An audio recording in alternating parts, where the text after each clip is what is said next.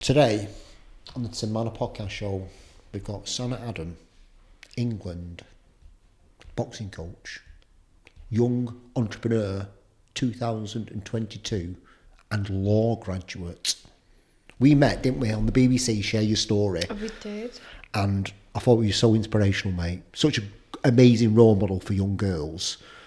Tell me a little bit about yourself and how have you got to where you are so quickly at a young age? So I'm 21 years old, and I'd say part of getting to where I am today was just being a hard worker, and everything else that came along with it was just part of the process. I became a boxing coach in January last year, so 2022, and I did that because I just had a passion for boxing and helping people. But what came after that was really unexpected. I decided to put on my own females-only classes in Bolton, and literally just grew and grew over time. Where are the boxing classes on at? So at the moment they're on at the Amir Khan Academy, and I feel like that is the best place. I got to know the academy, got to know the coaches, and it was very suited to me. But yeah, it's a great environment to be in, and for me that's just really helped being at such a great gym. What was the young entrepreneur thing? What was it? Young Achiever for the She Inspires. Yeah, so the She Inspires was a global awards this year. They've been going on for quite a few years now, and it's just funny how things play out in life sometimes, because upon leaving school I did the NCS, and what's that? So it's the National Citizenship Service, but it's a programme to kind of prepare you for college, get to meet new people, do different projects together. And we did a community project, which I pretty much kind of led. And one thing about me, it's like I'll follow rules, but I don't like being told what to do too much. And they said, right, guys, you have to do a community project, but the rule is you can't make money. And I thought, well, why not? If we're helping the community, and we can reinvest that money into the community, why not?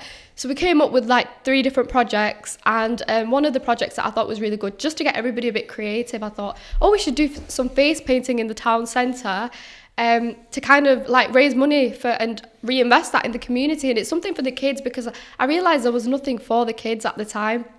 So we decided to do that, and we raised quite a bit of money, and through that I got to know the events organiser of town, and she actually thought I led this whole project, and she thought, Sannah Adam's come to do face painting, and she kind of kept my contact from there.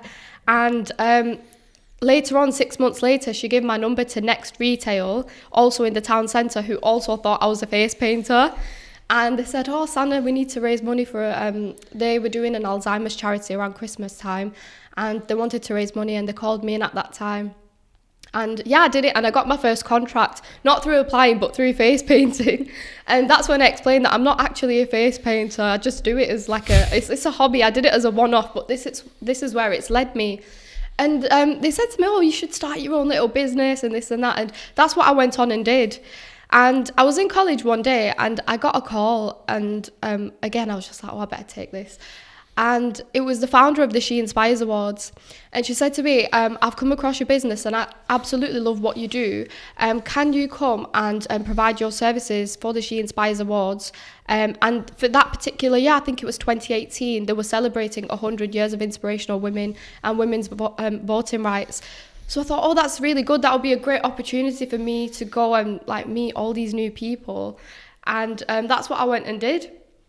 And every woman in the room there was lawyers, doctors, artists, you name it. And they were all like, you're really young, what do you do? And I said, I'm already in college. And they said, so you've got your own little business already? And I said, yeah.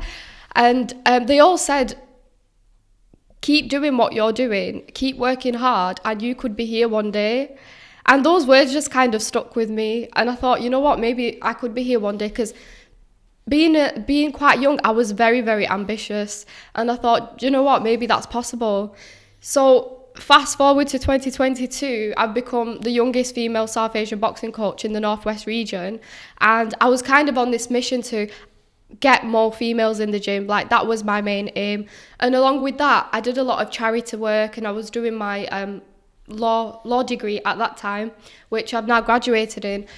So the She Inspires came up, and I don't know who or how, but I got nominated for 2 different awards. And one of them was Young Achiever of the Year, and the other one was Volunteer of the Year. And I just found that really ironic. I was like, oh my gosh, this might just happen. And I had like a long interview process with some judges, and I did mention it. They said, oh, what would it mean if you got this award? And I did say, well, it would just be absolutely crazy, because this is how I came across the She Inspires, and this is what I got told, and these are the words that kind of stick with me. And one of the judges on the panel actually said that, Sannah, I remember meeting you, and I met you that day. And she said, I did actually have that conversation with you. So I found that really, really, it was quite strange, really, quite ironic. But yeah, that's how I ended up doing the interview and then being at the awards. So I had my friends and my teachers to support me there. And I just knew whatever the outcome, I've worked hard that year. And I just knew, do you know when you feel like this has been my year? And then just to top it off. You're only 21. I know. Where does it come from, this? Where does this... Just everybody that just like meets you just loves you. It's like, where is it come from, this? Has it come from your mum, your dad? What inspires you? Yeah, I think from the very start, it has definitely been my mum and dad. Yeah. And to be fair, my brother as well. They've always seen this fire in me. They call me chatterbox at home, and they're like, you never shut up. And then when I'm not at home, I get about 20 phone calls a day like, Sannah, how are you? But yeah, definitely starts from home. But in the process, I think growing up, being in school and college, and I think I was different in the sense that I didn't just see my teachers as my teachers, but I wanted more out of my teachers in the sense that I wanted to be their friend and kind of have a kind of different kind of, like a friendship level. And all my teachers always used to say, Sannah, like, you're different and you need to just carry on working hard. And I think they instilled that belief in me that if you keep being different and you keep, like, don't follow the crowd and be yourself, you will do well. But it was the things that I decided to get myself involved in from a young age. So like going back to primary school, I was part of the school council, and then I ended up leaving with the Dean Ambassador of the Year from primary school. And then moving on to high school, I kind of found this sense of like leadership in me. So I kind of carried on with the school council, and I did loads in high school as well. And I became a deputy head girl in my last year. I've always been very vocal, but I think the confidence the speaking side of things definitely comes from my mum. And my mum's a very good speaker. And she got married at a very young age, actually. She got married at 20 by choice. And then she had me at 21. And she always says, oh, my studies and my life got cut short. She goes, obviously, it was all worth it. But there's a lawyer in my mum, definitely. Yeah. Any little thing, there's definitely the legal side to her. And I know, like, had she had gone to uni and studied, my mum would have been a solicitor. And I think that's where I get it from. What is the solicitor side of it then? Where has that come from? Why have you chosen that path? Is that your forefront or is that your backup? Originally, it was my first choice. It was the forefront. And I'm now in a situation where I am very kind of in a situation like, what do I really... I think now more than ever, I'm really questioning it, because I thought I knew what I wanted to do, and I thought that was law. And it still is, but there's different areas of law, and I've now figured that there's more different areas which suit me better. But the law side, again, sticking to what I was good at, because when I was in school, I was 100% that I was going to go down the science route. And my original options for college were biology, chemistry, and psychology. And I feel like that comes from what was instilled from the start. So in the Asian community, science is the number one subject, I think. And if it's not science, then it was law. But more often than not, it's always like dentist, doctor, audiologist, optometrist. And it's like they didn't see beyond that. So for me, it was like, I did my work experience in a dentist because I thought I wanted to be a dentist. And I actually fainted when I was watching a tooth extraction, and I thought, this isn't for me. And I knew that there was more to my personality as well. So I got my GCSE grades, which clearly reflected that I was better at English than I was in science. I did well in both, but my English just stood out more. And when I went to college, I got in this conversation with the teacher who was enrolling me. And she said, look around you. She said, every single like Asian, so it was without, obviously, I'm not trying to offend you, I'm just trying to like spark something in your head. In your mind. Yeah. She said, look around you. She goes, everybody's doing the same thing. And she said, do you really want to go into science? And she questioned me, and I was there like reevaluating my whole life, and I just said no. So she said, why don't you be different? And that's when I called my mum and dad into college, because I thought it's important to have their opinion as well. And they said straight away, they said, you know what, you are good at speaking, and you are good at English, and we do think you'd be good at law. So if that's what you want to do, go for it. They had my back from there 100%. And I'm glad I chose the subjects that I chose, because I really enjoyed them. And that's what shaped me. And that was a kind of pivotal point for me, because had I have chosen science, I don't think I'd be where I am today. Definitely not. Even on the academic side, I don't know if I would have done well, because I genuinely believe that you do well in what you're good at, and what you genuinely have a passion for. And if that passion's not there, if it feels like a chore, then I don't think I would have done well in that subject. What is your passion? My passion... Your core passion? My passion is quite... I have a few passions, but in everything that I do, I've found one similarity. So with everything I've done, it all boils down to helping other people and trying to shape them into the best version of themselves. But that also helps me, because along the way, I've had to learn skills and I've had to better myself as well, to be able to do that. And even when I was younger, it's just the little things. I used to say to my dad all the time, I was like, oh, I'm going to be in the Bolton News one day. I know it. I don't know why and I don't know when, but I know it. And he just used to laugh, and he used to be like, oh, just make sure you mention me when you get there. And yeah, I got my first ever article with the Bolton News. I think it was March last year. And I remember picking up the paper. Is that when you were in the boxing ring? Yeah, I remember picking up the paper, and I was on the front page, and I was just like, wow, I really said I was going to do this, and it's happened. Like, that was quite important to me, because I am very proud being from Bolton. And I was just like, yeah, that was like kind of ticked off the list. But even going back... Do you understand how special you are? Have you ever reflected on that? I do. I think sometimes, do you know when you hear it all the time, like recently as well, oh, you're doing so well, you're doing so well. The support is so amazing. But I feel like with everything, there comes waves, and sometimes I forget who I am, and I have to remind myself. How do you do that?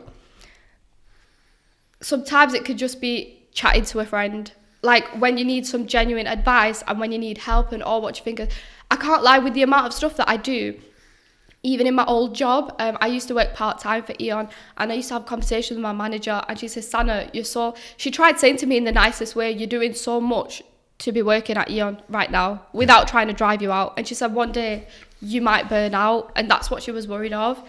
So obviously trying to balance my master's with a part-time job, and I was doing like 20 hours during the week, I knew I needed to kind of prioritize my focus.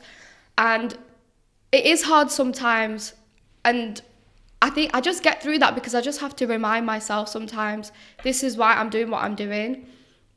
Do you look at yourself in the mirror and think, oh, I'm proud of the girl that looks back? 100%. I know I've been through a lot. Like, I've lived my teenage years, and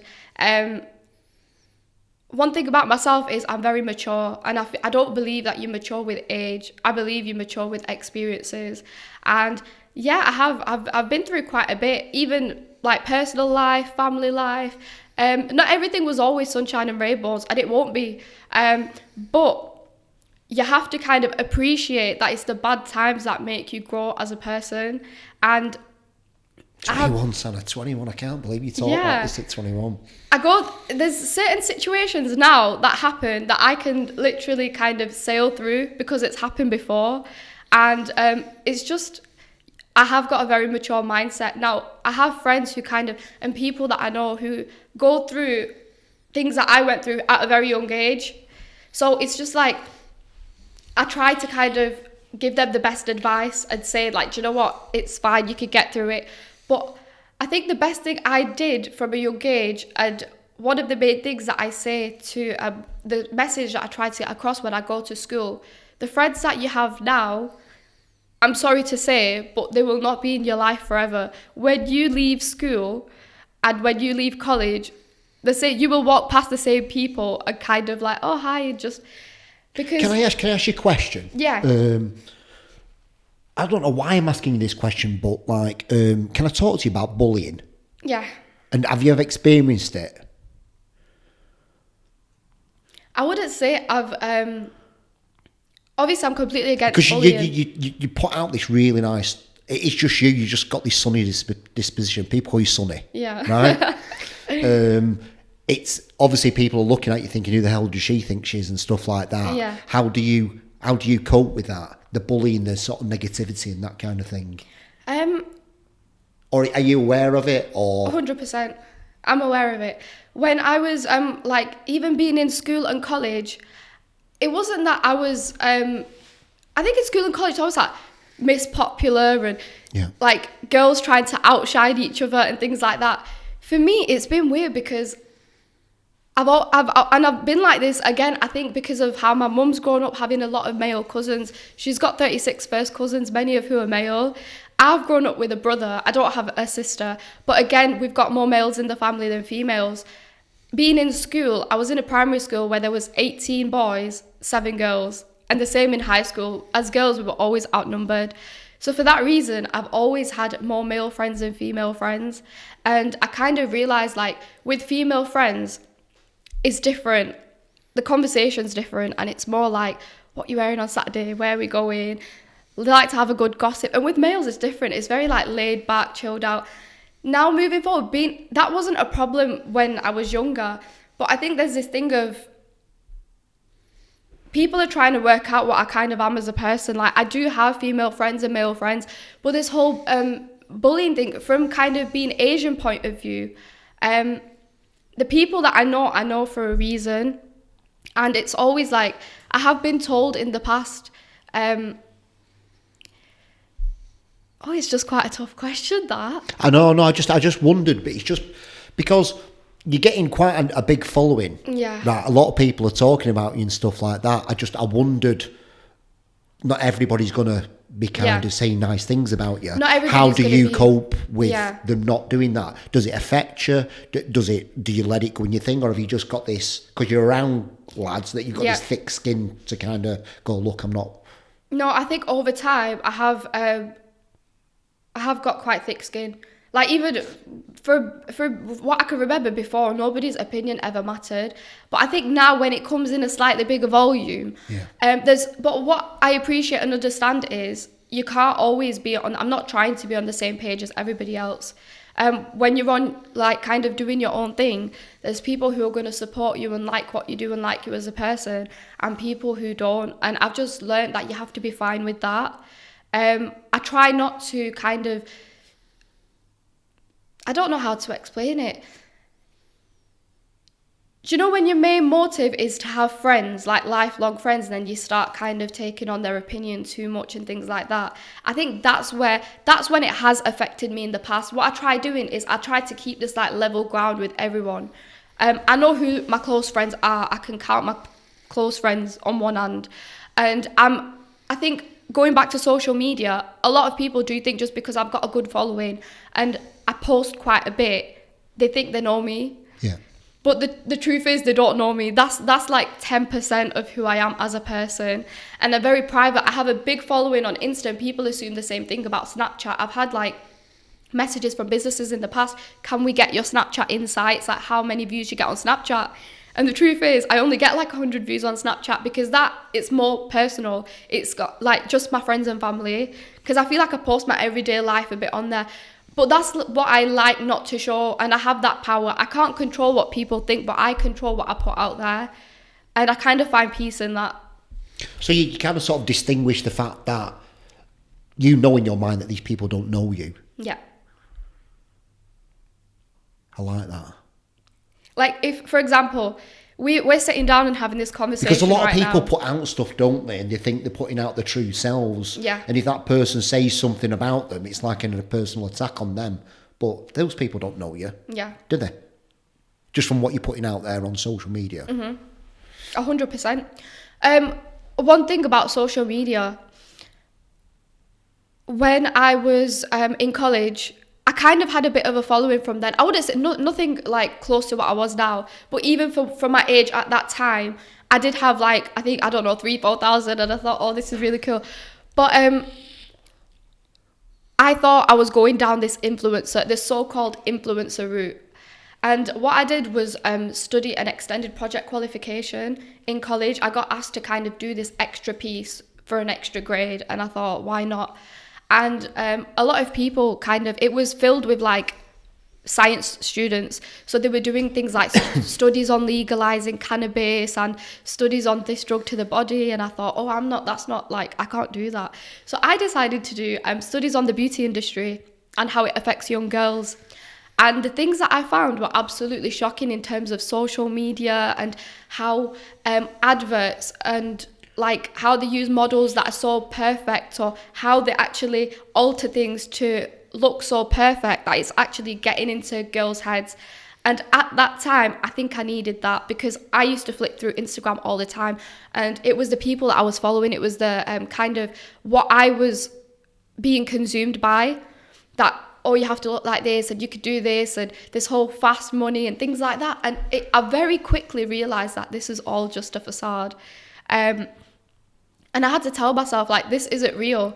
That's when I realised that I don't want to be an influencer in terms of beauty, hair and makeup, because that wasn't me. And I thought, I have certain values that I'd like to get across, and I am my own person, and I would be better going down that route, just being myself, rather than being somebody that I'm not. That's bloody good, that, Sannah. That's really good, that, dude. It's just an amazing message to put out there. I keep pausing and we keep pausing the thing. I'm so shocked with the way you think that usually when I'm talking to people, I keep rolling and but I'm just, when you say something, I'm just like, I'm trying to take it in, and I'm just like, how are you at 21 able to like think like that? It's amazing. But I'm just like, look, I don't like the word influencer. I don't. Right? But I love the word role model. And I've told you this before about you being a role model, right? And really, if I said to somebody, oh, what is Sannah? I say you're a public speaker. And I think that's really what you should be doing as a job. It's just going out there, and because you talk amazing, you're so articulate, you put things so beautifully, and you're just sharing this amazing message. You can reach so many people by being a public speaker. Thank you. That's really what you are meant to be doing. Have you thought about that before? Obviously, you do public speaking already, but I'm talking about leaning into it and actually making it your profession. No, I have, definitely. I've been approached with some great opportunities, and this whole going into schools locally, I did that on a voluntary basis, just because I thought, if I can share put myself out there, and for the kids to get to know me, and for somebody to, oh, she's not an influencer, she's a role model, that's what I kind of wanted to do. And then I started getting kind of emails from companies like who work with schools, and I got, through a friend actually, I have a really good friend who's into this sort of thing himself, and I ended up at a school in Birmingham, then I've ended up at a school in Rochdale, then East Manchester, and that doesn't feel like work to me. Like, to inspire kids and for them to be able to say, wow, and I want to do something like that, because I know if I was in school, to be fair, there was that time when I was in school, on the odd occasion, they'd bring somebody in, and somebody who'd kind of speak to us and kind of turn the clogs in my head. And I'm like, I'm at a position where I can be that person at the moment.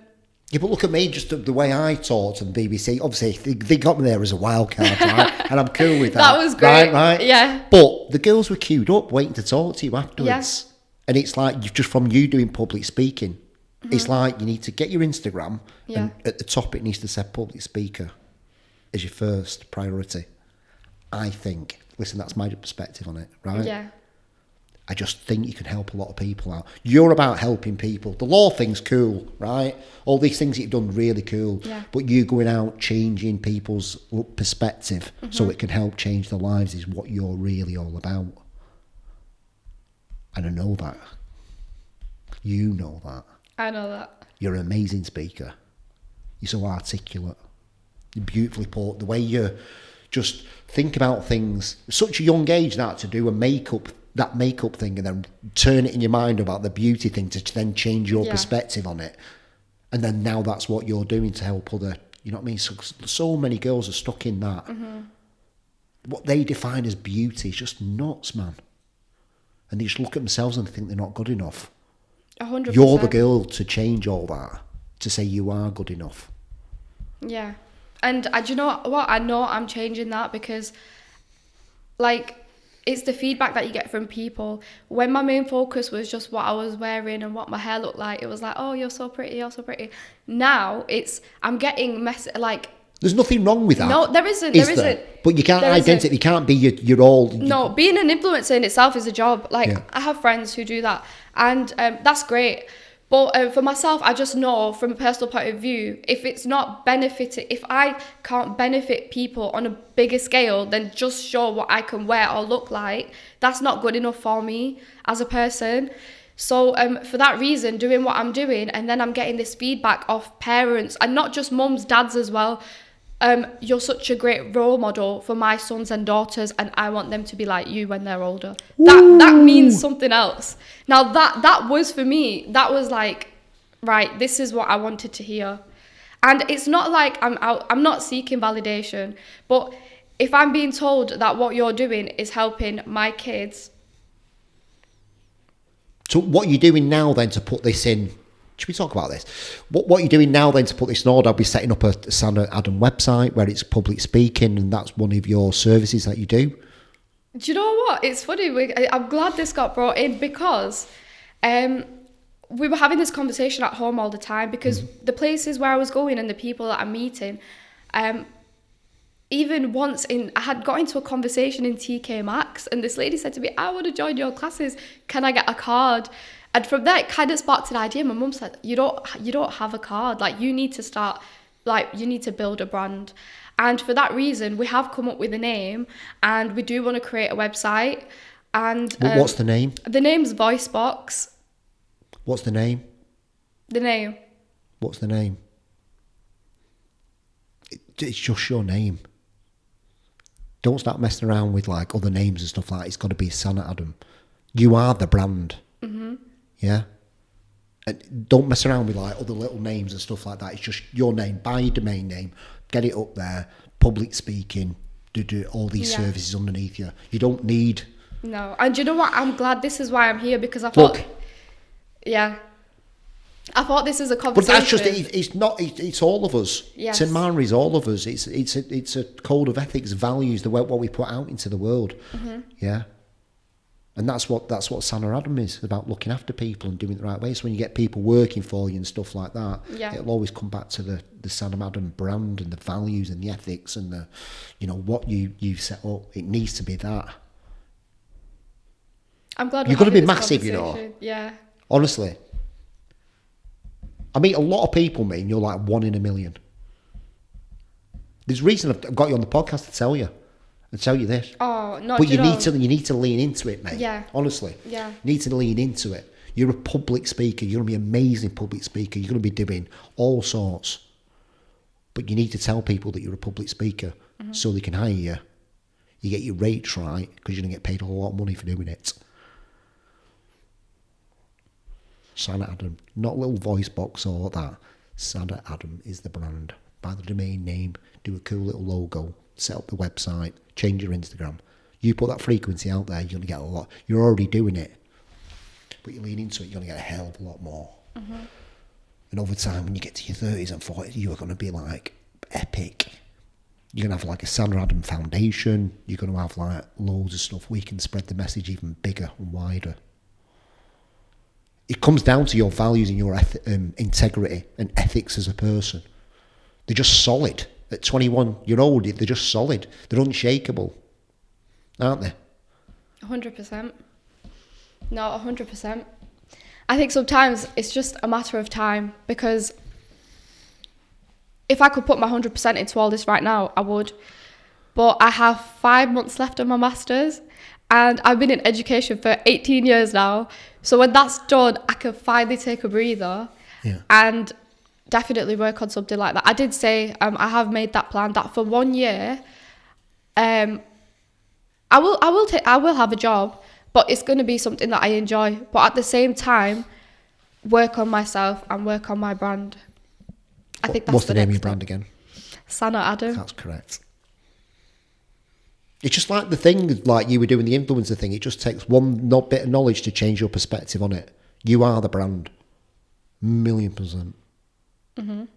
You'll just do it when you're ready. But you know what I mean? You can buy the domain name ready for when you do your course and then just lean right into it. But once you tell people you're a public speaker, oh my God, you're just going to get booked up left, right and centre. You just got to make sure that you get your prices right. Yeah. Of what you're going to be charging. Yeah. It's good. Do you know what? It's really good to have this conversation because, like you said, oh, you're 21, how are you so mature? There's things I know and then things that I don't know. And being completely quite honest and frank, I do need that help in terms of making sure everything's right. And I think this is one thing that was holding me back. Am I doing this right? Am I doing that right? And, but no, like I said, when the time's right, as soon as I have that chance to kind of just focus on myself, everything will roll out smoothly. I'm excited for you, really excited for you. What else have you got coming up? What else are you doing at the minute? Got the end of my Masters. 5 months. 5 months, the end is in sight. I've got my main exams in March, and then again in June and July. Other than that, some exciting things that have come up. I'm going to be in 2 books this year. One of them being a Bolton-based book, so Rising Stars and Changemakers of Bolton.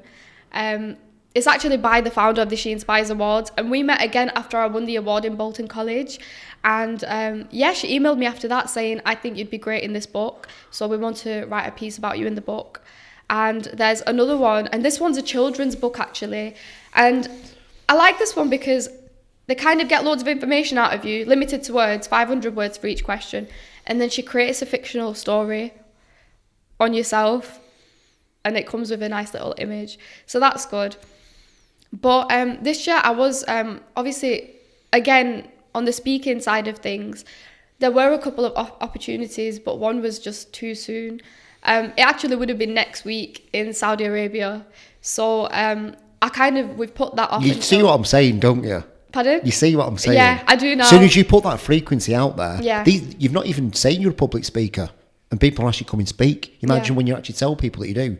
You get flown all over the world talking. Yeah, I hope so. I'm at Bolton University next week, again for the same reason. Because when they get in touch with me we'd love for you to come and speak, my first question is, what would you like me to speak about? And they said your dual career, what you enjoy, things like that. What's your brand called again? Sannah Adam. Correct. So what are you going to come and talk about, Sannah Adam? Yeah. And the way, your perspective on life. That's what they're looking for, aren't they? I think it's different. It's totally different, the way you look and the way you think. They're after that to change other kids' minds. Mm-hmm. That's your brand, and it's worth a lot of money, that. And a mind your law degree. Yeah. There's been a lot. I think towards the end of last year and start of this year, a lot of people asked me, Sannah, what do you want to do? And I think had none of this ever happened, it would have been law, training contract, and then obviously being a solicitor. But it sounds easy. The problem with it, Sannah, it would have, your purpose in life would have been, it itches at you. Yeah, that's what it is. And it grinds at you. Yeah. And it chips away at you. And the thing is the law and stuff is great. Yes. It's listen, I realise how amazing it is, right? But it's not going to fulfil you and give you meaning in life. You as a person need to be fulfilled. Yeah. That's what the public speaking is going to do. You know that you do that for free. You already do it. Right. No, 100% it is the fulfillment, because I have been in jobs in the past and I've done things in the past. And if it doesn't fulfill me or satisfy me in the sense that I don't feel good about what I've done, I won't do it again, or I'll just look for the nearest exit. And that's what it is. That's what I'm scared about. Like, I've done this 3-year law degree and I've done this master's. And even now people are like, why did you do your master's and put yourself through that then if you don't actually want to do law? And I said, it's not that I don't want to do it. I do think about it. Like, I do think about marriage and things like that. And maybe after I get married, it's something that I could kind of... I do have a passion for it, and maybe it'll always be there. But having them qualifications is good because it's never going to run away from me. I'll still have that. It's good. It's still, you put yourself through it, and people say that, you know, you got a lot about you for doing it. But you could just be basically a public speaker right now and just earn a lot of money. we're heading in that direction, I guess. 1,000,000%. Listen, again, that's my perspective. Yeah. But when I say that, your Yeah. eyes light up, right? Because you know what it does for other people. When I seen you talk with the BBC and I seen them girls queue up saying, can I talk to Sannah? Can I talk to Sannah? Yeah. That's everything that this is about, isn't it? And then girls coming down and you changing their perspective and kind of going, I don't want to be like this anymore. I don't want to feel like, I want to feel like Sannah. I want to feel fulfilled in my life, not, I want people to judge me for what I look like, but who I am as a person. And that's what you're all about. That's your message. Mm-hmm. Did your mum and dad talk to you like this? They do. My mum and dad are definitely very, I think, strong-minded, because I don't like to say this, but I think the typical South Asian family, especially for the girls, it's literally like, we educate our girls, they do well, and then they get married, and then she's a husband, then whatever. But they've known from the start, it's not that I don't listen. I'm very good and I'm very disciplined at home, and I've been raised in a way where they've never had to tell me twice. I feel like with my brother it's a little bit different. They're on their toes with him. But with me, even when it came to school work or college work or exams, I've never had to tell them anything. I tell them, keep them in the loop, but they've never had to they've done the opposite and told me to chill out. Like, they say, you need to stop and give yourself a break. And I think over the past couple of years, things have changed, because the marriage talk always used to come up. Because just typically, when you're done with your degree and you're settled into a job, next step, find a husband. Yeah, them are society's constraints, aren't they? And I used to get it at home as well. I still do sometimes. But now, they know that I want to kind of do well for myself, see the world. And they appreciate, like, this girl's going to make her own life decisions, and they're all about it. But they just want to, I think they're just there for the support now. And I do need my mum and dad to tell me, in the sense that they know what's right, they know what's best for me. So it's very, very important, but they'll never pressurize me. And I think that's one thing I love about my parents. Yes, good mum and dad, that. Yeah. Yeah, I like that. I think I'm going to just wrap it up there. You'd honestly, absolutely gobsmacked me. I'm just usually flowing and stuff like that, Sannah, but honestly, mate, 1 in a million. I'm just really excited for you. And you know what I am. You ever needed advice and stuff, you know what I am, don't you? No, definitely. You message me or whatever. I'm glad I met you, because in terms of this branding and getting things started, it's very hard, because trying to explain it to somebody who doesn't understand, maybe, or kind of see your vision, but having somebody do the complete opposite, saying, I know where you're going to be and what you're going to do, is different. It's refreshing, because it's like, I think somebody gets it. I think it's because a lot, I'll go back to when you were, thinking about being the influencer thing, that's outside in. Where what I'm talking to you and you've changed is inside out. And that's what a brand's about. It starts with integrity and values and how you want to feel first, and then outside. 100%. You've already got that. 100%. I don't think you can the values have to be in you. If they're not in you, they're not in you. But you can't be somebody again. It's all about being yourself. You can't be somebody you're not. But those have been my values from the start. And nothing's really changed. I've been the same person from start, and I will be till the end. And that's what a brand is. And that's why. What's the brand called? Sannah Adam. Perfect. Right, we're going to wrap it up there. How can people follow you? So my Instagram at the moment, sannah.adam. And everything I'd say is all on my Instagram. I do have separate ones for my businesses, but they're linked in my bio as well. Right, sound. Everybody go and follow Sannah on Instagram. Thank you, Tim. It's been a pleasure. Thank you, mate. Goodbye, everybody. Goodbye. Tim Marner, what? You're branding with the best. Tim Marner, what? You're branding